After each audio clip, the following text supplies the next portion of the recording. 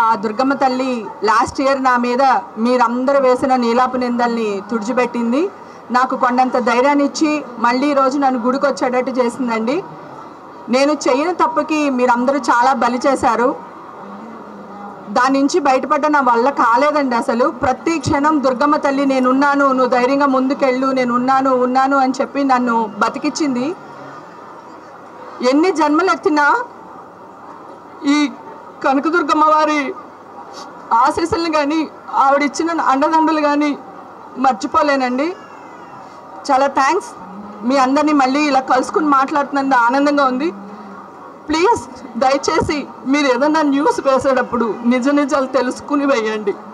మీరందరూ చాలా పెద్దవాళ్ళు, గొప్పవాళ్ళు, చదువుకున్న వాళ్ళు, సంస్కారవంతులు.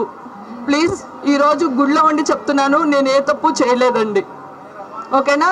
Thank you sir, thank you.